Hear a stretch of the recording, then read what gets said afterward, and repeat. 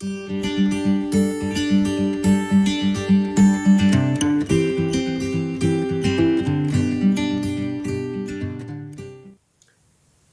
à chacun, chacune, heureux de vous retrouver encore une fois pour ce temps autour du Seigneur. Que Dieu vous bénisse donc et que sa parole nous conduise dans ses projets, projets de paix et non de malheur. Alléluia. Voilà, j'aimerais lire avec vous la suite de l'enseignement que Jésus donne à ses disciples autour de l'humilité.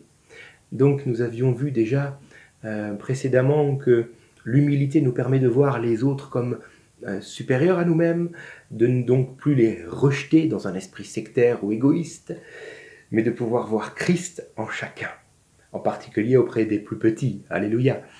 Nous avions vu aussi que l'humilité nous permet justement d'avoir cette foi de dépendance à Dieu, tout comme un enfant est dépendant à ses parents. Voyons aujourd'hui que l'humilité nous permet de garder un comportement à la gloire de Dieu. Je vais lire avec vous Marc chapitre 9, du verset 42 au verset 51. « Si quelqu'un scandalisait un de ces petits qui croient, il vaudrait mieux pour lui qu'on lui mette au cou une grosse meule de moulin et qu'on le jette dans la mer.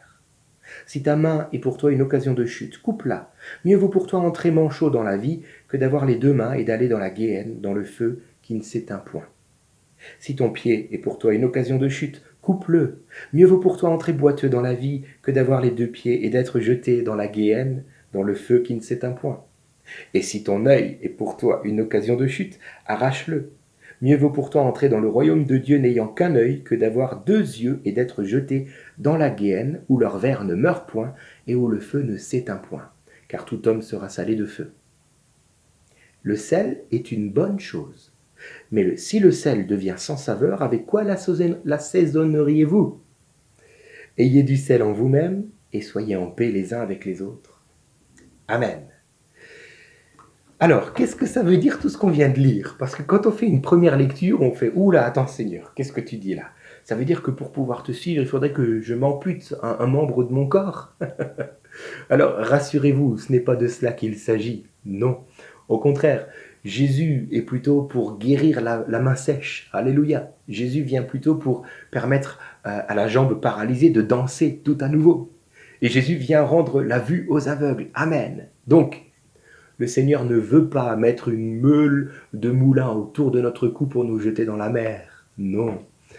Le programme du Seigneur serait plutôt, tous en pleine forme. Alléluia. Alors pourquoi Jésus parle-t-il de cette manière? Il est des moments où Jésus, dans l'Évangile, nous le voyons, parle en parabole. Il utilise une image du quotidien de ses auditeurs afin de permettre à ses auditeurs de mieux comprendre l'enseignement. Mais si Jésus, des fois, parle en parabole, il lui arrive aussi, comme c'est le cas pour notre texte aujourd'hui, de parler en hyperbole. Qu'est-ce que l'hyperbole? L'hyperbole, c'est tout simplement d'exagérer consciemment notre discours afin de permettre à nos auditeurs de comprendre l'importance du sujet. Jésus veut faire comprendre à ses disciples que ce qu'il dit maintenant, c'est vital pour les disciples.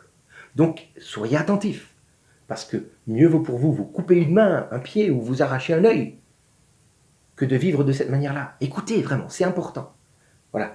Donc, j'aimerais vous le dire, écoutez ce qu'on va dire, c'est important. Voilà, plutôt écoutons ce que le Seigneur a à nous dire. Alors, reconnaissons premièrement et avant tout que nous vivons dans le monde. Ce faisant, nous aurons affaire au mal chaque journée. Et qu'on l'accepte ou non, de façon consciente ou inconsciente, nous allons nous aussi commettre le mal chaque journée. Mais Jésus est en train de dire à ses disciples, ne vous habituez pas au mal au point de scandaliser ces petits qui ont la foi. Qui sont ces petits? Ça peut être les enfants, tout simplement, qui voient tout et qui comprennent tout avant beaucoup d'adultes même. Mais ces petits qui ont la foi sont aussi nos frères et nos sœurs en Christ, qui sont des nouveau-nés spirituels qui viennent d'accepter Jésus et de démarrer dans la vie chrétienne. Et le Seigneur de dire, ne scandalisez pas ces gens-là par votre mauvaise vie. parce que vous vous seriez habitué au mal, vous qui pourtant êtes mes disciples et qui devriez, depuis tellement d'années, être non plus des enfants, mais des adultes dans la foi. Ne scandalisez pas les plus petits par votre manière de vivre votre foi. Ayez cette humilité de ne pas rejeter les plus jeunes dans la foi, de ne pas les mettre de côté en les étiquetant de « oui, ils ont beaucoup de choses à apprendre avant de vouloir faire ou dire quoi que ce soit ». Non! Nous avons tous le même esprit. Alléluia. Nous ne sommes pas appelés à faire de distinction et à catégoriser les membres de notre Église parce que celui-là il est chrétien que depuis 1 an, celui-là il est chrétien depuis 50 ans. Non. Ça c'est une première chose. Alléluia. Jésus n'est pas en train de dire à ses disciples « Veillez à votre comportement, veillez à vos vies, parce que sinon vous irez en enfer. » Non, quoique il le dit aussi, mais ailleurs. Là, il est plus en train de dire « Veillez à votre manière de vivre la foi, afin que vous ne scandalisiez personne. » Sans quoi, il vaudrait mieux pour vous qu'on vous jette au fond de la mer. Oui, donc vous voyez, c'est vraiment important. Hein? Et donc, le pied, la main et l'œil reflètent notre façon de vivre. C'est-à-dire que l'œil, c'est notre façon de voir. Le pied, c'est la direction de vie que nous avons choisi d'emprunter. Et la main, c'est notre manière d'agir. Sur toutes ces choses-là, veillez, veillez, afin de ne pas scandaliser. Le terme grec pour scandaliser est scandalizo, qui veut dire plusieurs choses. Premièrement, être un obstacle qui peut faire trébucher, tomber ou pousser les autres à pécher. Autrement dit, je peux très bien dire à quelqu'un, viens, on va fumer la cigarette ou autre chose. Allez, viens avec moi. Alors moi, j'ai jamais fumé. Mais si j'étais un fumeur et que je proposais ça à quelqu'un, je le pousserais au péché contre son propre corps. Et bien entendu, contre le Seigneur. Je peux pousser quelqu'un, être un obstacle et scandaliser quelqu'un dans la foi à ce niveau-là, comme en disant « mais c'est pas si grave, vas-y ». Non, attention. Mais il y a des choses qui sont, comment dire, moins flagrantes, et on peut aussi scandaliser, on peut aussi pousser et faire trébucher les autres dans le péché. Par exemple, si je dis à quelqu'un « ah écoute, tant que tu as des problèmes financiers, ne donne plus rien en dîme ». Alors, juste une parenthèse, la dîme. Ancien Testament, Nouveau Testament, est-ce qu'il faut toujours, est-ce qu'il faut plus, etc., etc. Bon, c'est pas le sujet, donc je vais être très bref, très rapide. Simplement vous dire ceci en ce qui concerne la dîme. Dans l'Ancien Testament, il était de rigueur de donner 10% de tous nos biens au Seigneur, c'est-à-dire au temple, hein, voilà, afin de servir au temple et que les sacrificateurs ne manquent de rien. Voilà à quoi servait la dîme. Mais dans le Nouveau Testament, il n'est plus jamais question de dîme. Non, on n'est plus dans il faut pas. Mais on est dans la grâce. Bon, finalement, la question est, est-ce que la grâce demande davantage ou pas que la dîme? La réponse est oui. La grâce nous demande 100% de notre vie au Seigneur. Alléluia. Mais en ce qui concerne les finances, c'est entre vous et Dieu. C'est entre vous et Dieu. Personne n'a à vous dire ce que vous devez donner, si ce n'est le Seigneur qui vous éclairera. Mais bien entendu que le Seigneur souhaite que nous puissions tous participer, même financièrement, à son œuvre. Alléluia. D'autant plus que celui qui donne reçoit. Et bien justement, je ferme la parenthèse sur la dîme, mais si je conseille à quelqu'un de, tant que tu as des problèmes financiers, ne donne plus rien au Seigneur, je suis en train de lui dire, tu fermes la porte de la bénédiction, là. Tu vas t'en sortir avec tes propres forces. Et je le conduis dans une vie de compromis, et donc je vais le scandaliser dans sa foi. Si je dis aussi à quelqu'un, tu as tellement travaillé cette semaine, je comprends que tu viens pas au culte le dimanche. Je peux scandaliser. Alléluia, je peux scandaliser. Scandaliser veut aussi dire faire qu'une personne commence à se méfier de quelqu'un en qui elle avait pourtant l'habitude d'avoir confiance. Si quelqu'un se méfie de moi, c'est qu'à un moment ou à un autre, je l'ai scandalisé. Tout simplement. Je l'ai scandalisé dans sa foi, toute nouvelle, peut-être encore immature. Je l'ai scandalisé. Et je ne suis pas appelé à vivre ainsi. Je peux très bien scandaliser quelqu'un avec une parole que j'ai pu dire, une parole malheureuse, ou avec une parole que je n'ai pas dite, justement. J'aurais pu à un moment ou à un autre rendre témoignage de Jésus-Christ et je ne l'ai pas fait. Et la personne à côté de moi l'a vu. Elle a été scandalisée. Elle s'est dit, mais c'est quoi ça? Elle est où la foi? Vous comprenez? Scandaliser veut aussi dire, dernièrement, faire que quelqu'un ait du déplaisir. Du déplaisir. Si autour de moi les gens n'ont plus de plaisir en ma compagnie, c'est que je les ai scandalisés par ma façon à moi de vivre la foi. Et donc cela veut dire que ma façon de vivre la foi n'est pas conforme à ce que Dieu attend de moi. Il me manque le sel. Oui, c'est pour ça que Jésus parle de sel à la fin de son discours sur l'humilité et sur justement ce témoignage à rendre par nos vies chrétiennes. Le sel, c'est quoi? Pour ceux qui n'ont pas connu les congélateurs, le sel était un véritable trésor. Pourquoi?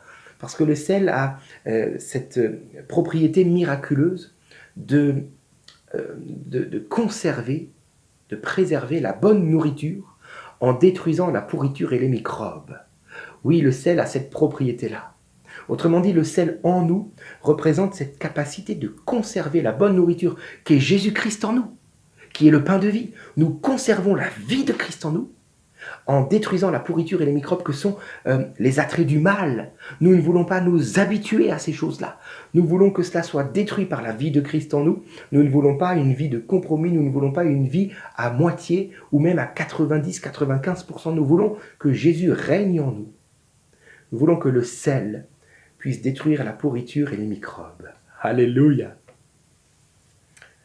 Finalement, ce faisant, nous aurons alors un bon témoignage et nous pourrons permettre aux autres qui nous entourent d'avoir une foi où nous pourrons les tirer vers le haut et non pas vers le bas. La question pour nous est simple aujourd'hui. Avons-nous scandalisé l'un de ces petits qui a la foi? De par notre comportement.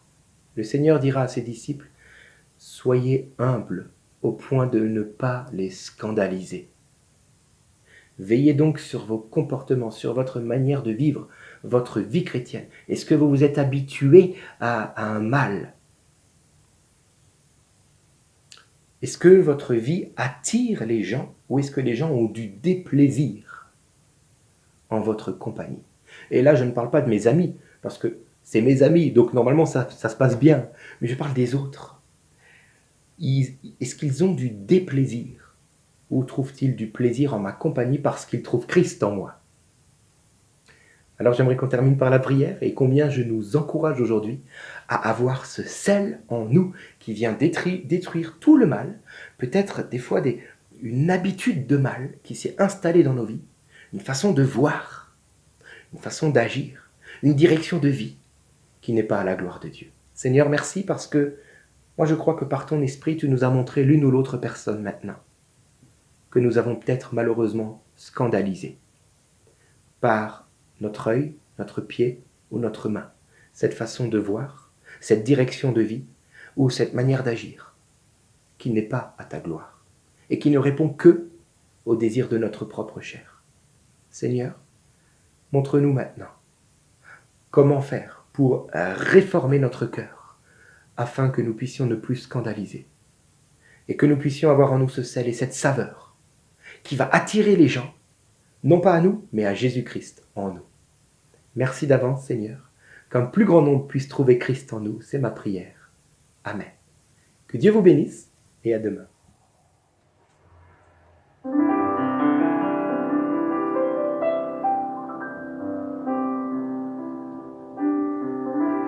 Change mon cœur, Seigneur, et purifie-moi.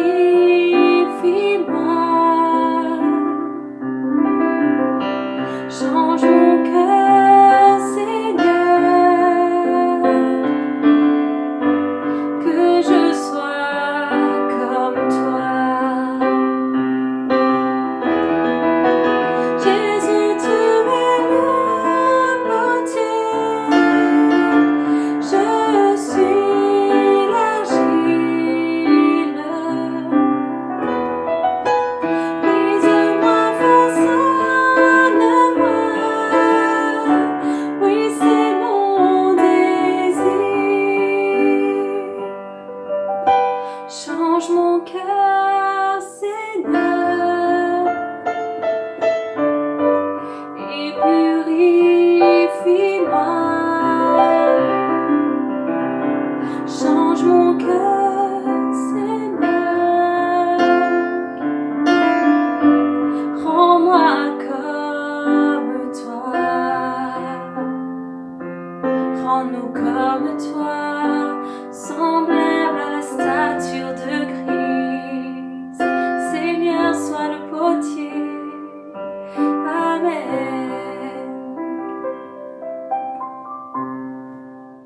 Louange.